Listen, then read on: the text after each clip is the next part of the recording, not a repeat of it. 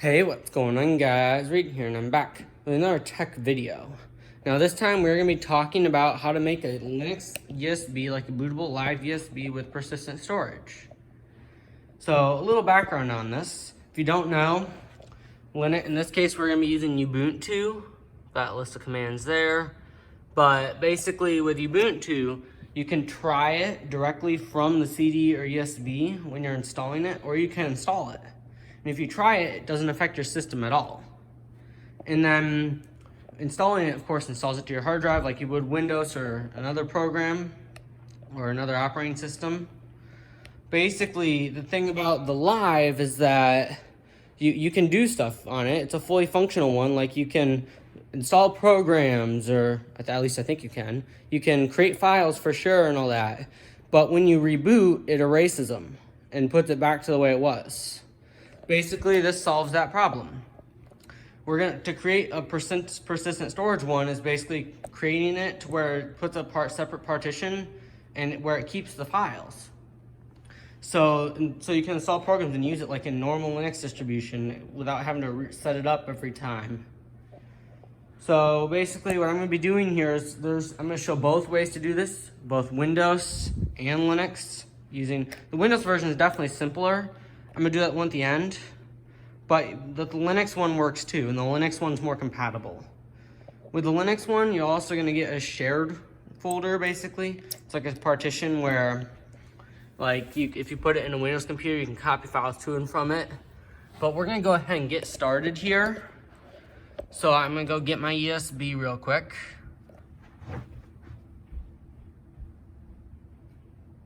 Just ejecting it.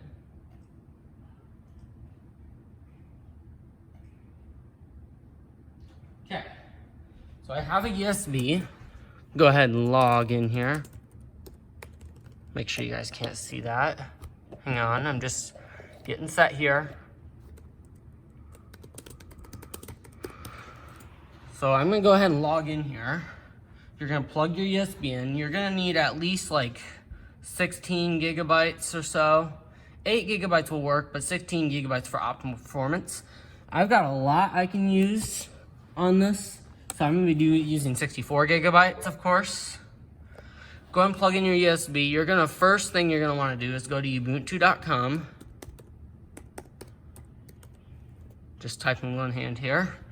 And go to download, and you can download the latest one. This one's tested with 20.04, and it works in 19.04 and 18.04 from what I've seen. But basically you're gonna wanna go here and download that. It's about 2 gigabytes. For the sake of this, I have downloaded it ahead of time right here. So basically we're gonna install a tool called Make USB. This is basically a tool that will prove to be helpful when it comes to installing this onto the USB because it supports persistent storage and stuff like that. So basically go ahead and head to a terminal. We're gonna enter some commands here. If you're creating this from a live disk, like if you're running this entire thing from a live USB, you're gonna wanna run this command too. I am not, so I'm just gonna type in the next command.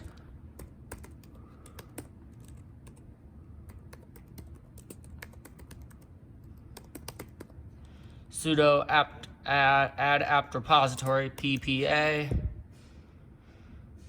mkESB, which means make ESB. Press enter. Probably prompt you for your password. Press enter right here. Go ahead and do that thing. We'll run it.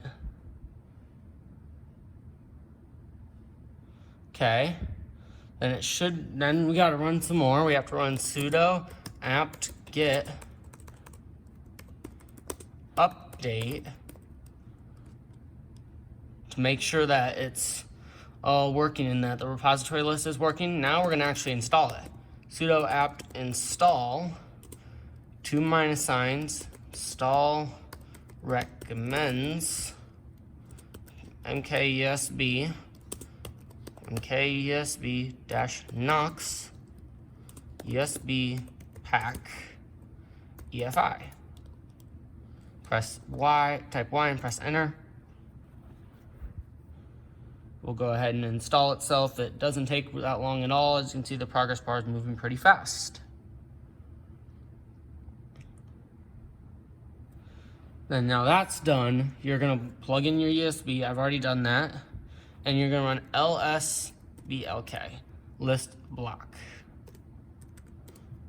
Now you're gonna take note of this. It's very helpful to know. Make USB is really good with USBs, but this is a good thing to know to make sure that you're using the right device, because it prompts you like 2 or 3 times that, are you sure you wanna erase this? Because when you erase it, you lose everything on it. Now I can be sure that this USB has nothing on it, but you're gonna wanna be careful of that. So note, SDA is usually your hard drive. You can ignore all these loops. Those are loop devices. But SDA is your hard drive, /boot/EFI. SDB is usually your USB, since mine's Cruiser Blade. Note your volume right here. And then SR0 would be your CD-ROM drive, if you have one. So note that. Now we're gonna go run make USB. So we can probably close this terminal prompt. Run this right here, but I prefer to just press the super key, which is the Windows key, corresponds to that, and type make USB. Just select it right here. We'll go ahead and do this. It's gonna ask you if you wanna run DUS, which stands for do USB stuff. So you're gonna wanna press yes. It's gonna prompt you for your password, which is to be expected, because of course you're erasing USB devices. Of course it's gonna need your password. So run that, you can ignore that. Here's an important notice: the target device will be completely overwritten. Do USB stuff, as I said. You're gonna press OK. You're gonna go to install, make a boot device. You're gonna go to persistent live. This only works on Debian and Ubuntu. So make sure that you aren't using a different Linux distribution to try to do this. Press OK. It's gonna bring you up a select source file, like a prompt. Go ahead and select your Ubuntu ISO that you downloaded. Select your device here. You should be able to it should be the same in size. It should say USB. It should be your model right here. It should be SDB. We checked that earlier. So go ahead and select that. You can press OK. Says, here it is. You need to check again. Do you really want to overwrite? You can press yes. You're gonna you're gonna tick just this box. Up EFI, it's basically USB pack EFI. Then you can go ahead and press OK. This is where you're gonna select the percentage of space available for persistence. The rest will be used for the shared partition, USB data. If you're fine with 50%, you can leave it there. I'm gonna increase it to like 70, I feel is better. So, because we don't need USB data. I'm not gonna be using it much. You can press OK. This is the final warning. This is the point of no return. You tick this, select that radio button, press go, then your device is erased. So make sure you backed up everything from this USB drive. You're gonna press go ahead. We'll do all this. You might get this notice that I can't install it because it's UEFI. That's why if you do this, if you run grub img, this will make a persistent system that can boot in BIOS. That's what I recommend. So you can go ahead and you can just press OK. Now it's going to start doing this and erasing it.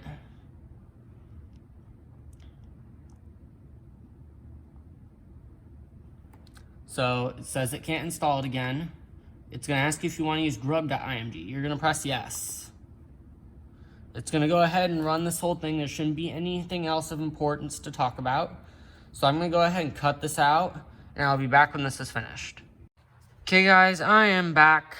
It says it's ready to use. We can go ahead and close this, wait a bit. It's gonna prompt you for your password again. You're gonna just press quit. You can press enter here, and you're done. You notice the USB's got a few things on it now. Just press one of them and it'll eject the entire thing. You can remove it. And now what we're gonna do is we're gonna head over to this computer. This is my little test monkey here to prove that it's actually running from the USB and to make sure it is. So basically just plug the USB in. Only one partition will show up. And that one partition is going to be, the shared one. I think it's still mounting. Right here, USB data. These are executable files for Linux that aren't recognized. You can ignore those. Here is where on Windows you'll put files. So you'll notice it's got the size you specified in percentage, which was about 16 for me. 16.5. And what you can do is you can put files on here. And then if you put files on here, they'll show up in Linux on the USB. So what we're gonna do is just leave that alone. Just wanted to show that. We're gonna go ahead and shut this thing down, and we're gonna go ahead and boot into Linux. I'm just gonna wait for the light to turn off at the bottom. That's how I know it's fully shut down. Okay. Now, what I'm gonna do next is I'm gonna go ahead and press the side button over here, because that gets you to the startup menu. Gonna go ahead and make sure in BIOS setup that secure boot is off. Usually that is a requirement. I should already have that set, so we'll go ahead and go to boot menu, select EFI USB device. You'll notice this menu. Now, you can change some of these. This is recovery mode. This is a memory test. This is only live, to where you can only install it and stuff isn't saved. Live only to RAM. This will basically run it from memory, if you have enough, and it won't, things won't be saved. Persistent live to RAM is where things are saved, but it's running the RAM.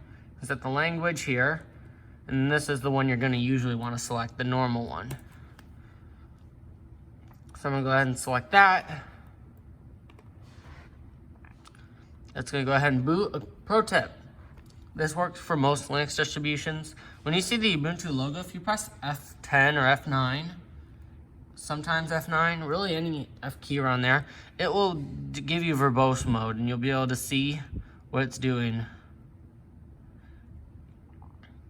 So it's gonna check the files and make sure that they're all it's an integrity check. And so yeah, you'll notice a lot of text, and even some of it might be errors. That's no big deal, just let it run. And it skipped the check this time from what I'm seeing, I think. Yeah. Sometimes it will check it, sometimes it won't. If it does, it will tell you in this. Doesn't look like it did this time. But if it checks it, it just takes a little longer, but it's recommended to leave it as is. It'll boot fine after the check. But it's an integrity check for corruptions and stuff. So you'll notice it's booting. If you see anything that says failed, it usually doesn't really matter unless it stays there for longer than like 5 minutes.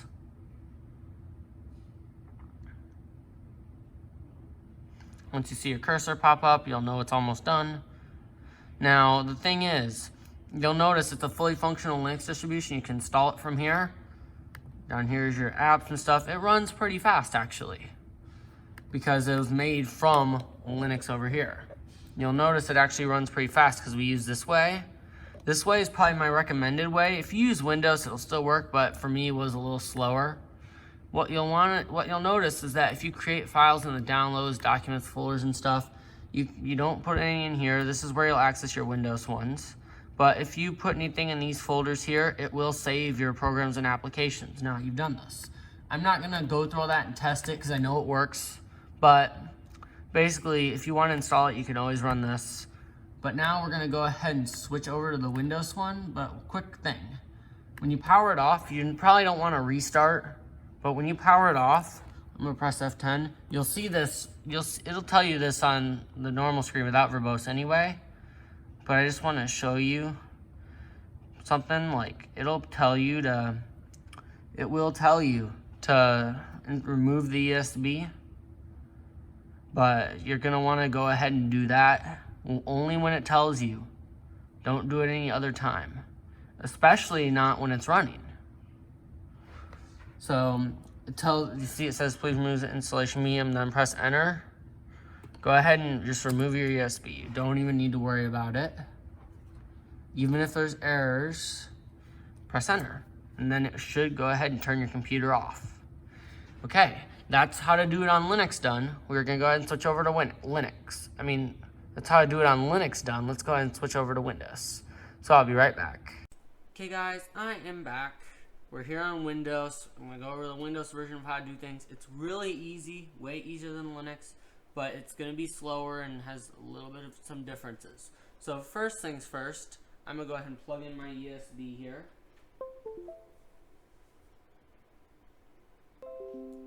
Okay, there it is. So you'll notice USB data. You'll notice I still haven't wiped it from last time. I'm going to show you how to properly do this, because you'll notice if you head in disk management here, you are going to notice there are a lot of partitions and stuff. Look at them all, especially this tiny 1 megabyte one right here. So you'll take note of this, how it's disk 6. I'm going to show you how to wipe this easily. Head to command prompt, right click it, click run as administrator. Then now you're going to type disk part. You're going to type list disk. You do this a lot. Now you'll notice disk 6. That's the one with my USB space. Disk 0 and disk 1 are my hard drives. Now that will vary for you, but mine is disk 6. You're going to type select disk 6. You're going to type clean. This will wipe all your Linux partitions and everything off of it and make it all unallocated. Now I find to add new partitions is easier in disk management, so we're going to switch to disk management here. They're very intertwined, both of them. You're going to go right click this, click new simple volume, follow these steps, make sure this is equivalent to this. If you want the maximum space, you can give it any letter you want, but I prefer the one next in line. Call it whatever you want. For this sake, I'm going to call it Cruiser Blade. You can perform a quick format if you want. I do it because it's faster but less comprehensive. Go ahead and press next, press finish. Now it will go ahead and format it, and disk management may show is not responding for a bit, but just notice this is perfectly normal. So basically, once it shows a partition kind of like this one, you will know that it is working and all ready to be used again. So as you can see, it does say not responding for a bit. Please note, it is still running. Don't close it. Don't try to force close it. Sometimes programs are running background tasks and stuff, and it says it's not responding. So this shouldn't take too long for this USB, but so I don't need to cut this out. You'll notice when you see this, you'll know it's ready. Go ahead and close this, and now we're going to go ahead and do the next steps. So first things first, open Chrome. Head to Ubuntu.com. You can download the image. Of course, for this video, of course, I already have it downloaded here. And then, next, you're also going to want to Google Rufus. You'll see this at the top. It should be rufus.ie. You're going to click it, download it right here. Now, the thing is that this is a very easy tool to use. I highly recommend it. So you'll notice it's basically used to create bootable USB drives and stuff. It is very helpful. I would definitely use it. I think everyone should be able to use it, because you simply run this executable file here, and already you'll notice that it pops up, and everything runs from this executable file here. It does not run doesn't run background tasks or anything like that. So basically, you're gonna run Rufus after downloading it. You don't need to mess with these options yet. You're going to make sure it's set to disk or ISO image. Set this to your USB. Click select. Go ahead and choose your ISO for Ubuntu. This is the important part, the persistent partition size. The downside with this one is it will not have the shared partition for Windows. But go ahead and set this to the size you want in persistence. I'm just going to go with 55, the max. Set this to GPT if you want UEFI. Set to MBR if you want BIOS or UEFI. I recommend MBR. You can check this if you want. Doesn't really matter. Don't check that. Leave all these as they are. If you want to check it for bad blocks, I don't recommend it because it finds when it won't work. But then you should be able to just go ahead and press start. You will get this notice, and you'll see this folder created. Because it uses syslinux, you should be able to press yes. You have to press yes, otherwise it won't do anything. But it will download some files, and we'll put them in here, right here. You can safely delete these when it's done, but then it'll warn you. This is the final warning, point of no return. It's going to erase your USB. So I'm gonna go and close this. We're gonna go ahead and press OK, and it will go ahead and erase it, format, and all sorts of stuff. Now, formatting stuff usually takes a long time for live, so I'm gonna go ahead and cut this out while it's running, and it usually takes about like 20 to 40 minutes, so I'll be back when this is finished. Okay guys, I am back. This thing is finished and ready. So I'm actually going to leave the video here because I know it works. Basically what you need to do is boot it as usual, normal, as we did last time with Linux, and select Try Ubuntu in a menu that pops up. You won't see the persistent menu or the grub or anything like that. But I'm ending the video here because I don't feel the need to really show it, because you've already seen the boot process and everything. So yeah guys, that is going to do it for this video. Everyone, thanks for watching. I'll see you guys in the next video. Peace out.